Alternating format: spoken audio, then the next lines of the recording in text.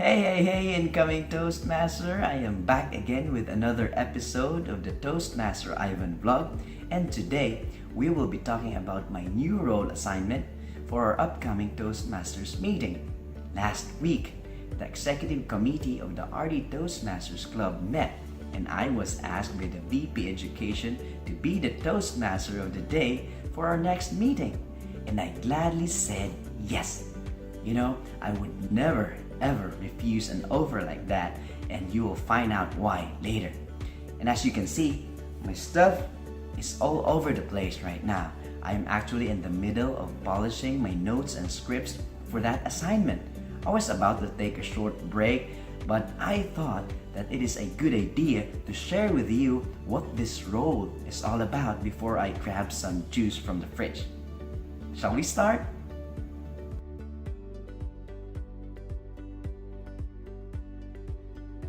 So, what is a Toastmaster of the Day, you ask?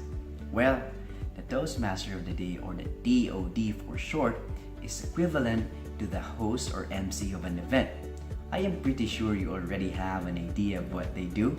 You usually see them holding a microphone and directing the flow of activities in wedding receptions, birthday celebrations, seminars, awarding ceremonies, and in almost any kind of memorable event out there. In Toastmasters, we call them the TOD. The TOD basically does the same thing as with a host or MC and fulfills the same role. He acts as the event director, and he is responsible for controlling the event in terms of time, agenda, and mood. If the TOD does not perform his duties well, the entire Toastmasters meeting can end in failure. For these obvious reasons, a member typically will not be assigned this role until they are thoroughly familiar with the club and its procedures. The TOD creates an atmosphere of interest, expectation, and receptivity.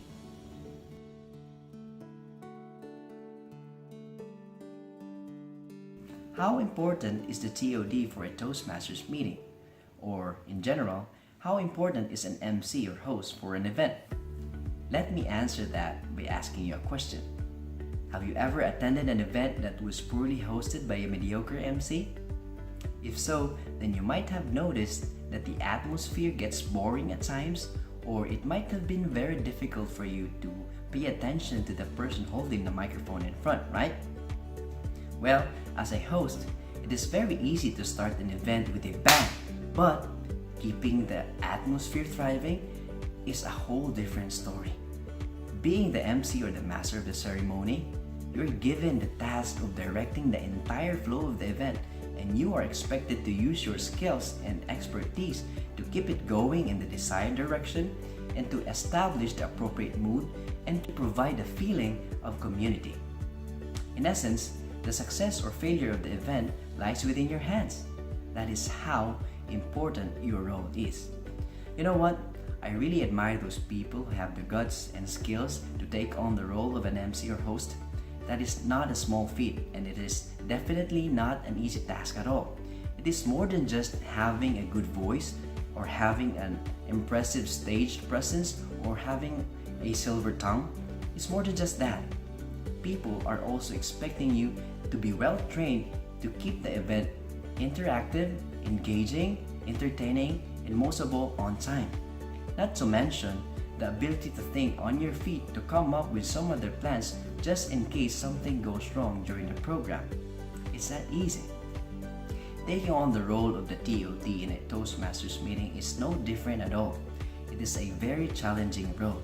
However, the first time you try it, you will fall in love with it, and you will definitely grab every opportunity you can get to be the TOD so that you can improve your public speaking skills exponentially.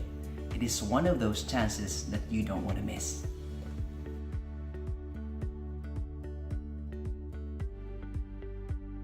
How can Toastmasters help you become an excellent host? To tell you honestly, I always wanted to become an excellent host when I was younger, but I didn't have the guts to do it way back then.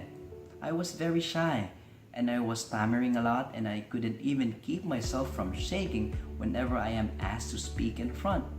How much more if you ask me to become the host for an event? I always thought that I didn't have the skills to become an excellent host, and so it remained a dream for a very long time. It was like a shining star far beyond my reach. But not until I joined Toastmasters and took on the role of the TOD. At first, I didn't know what to do or where to begin, but luckily in Toastmasters, all the roles and responsibilities, including that of the TOD, are very well explained in the manuals. They can even provide you with a detailed guide on what to prepare prior to the meeting, and they can even give you a step-by-step procedure on how to conduct a meeting from start to finish. Amazing, right? Not only that, for beginners, you will be given a template that you can use in crafting your scripts. That itself is a complete document. If you don't know what to say, you can simply fill in the blank spaces with the name of the persons you need to be calling and you are good to go. But of course, as you progress, you are highly encouraged to craft your own material so that you can add your own unique personality to it. On top of all those things that you can get from the resource materials, each member of the Toastmasters Club is assigned a mentor. Your mentor will serve as your guide all throughout your voyage in Toastmasters. Typically, they are members who have gone ahead of the game and who have already acquired the skills and experience that you are yet to learn. My mentor was very generous to teach me what I needed to know in performing my role as the TOD for the very first time. I mean, having a mentor is perhaps one of the biggest benefits you can get from joining Toastmasters. Having someone you can refer to whenever you need any help in your speech projects or in fulfilling certain roles gives you more confidence in accomplishing the task at hand. And for me, that means a lot. And if you are planning to join the Toastmasters Club, I will be more than willing to become your mentor. I would love to share with you everything that I know, and I would love to see you conquer your fears and improve your public speaking skills too. That's for real. Alright, I think I made the most of my break, and I still need to get back to what I'm doing earlier, and I need to finish my TOD script for my upcoming assignment for our next meeting. Now, I hope you have learned something out of this video, and let me know your thoughts on this through your comments, or you can send me a personal message instead. My lines are all open just for you. I'll be back. Bye-bye.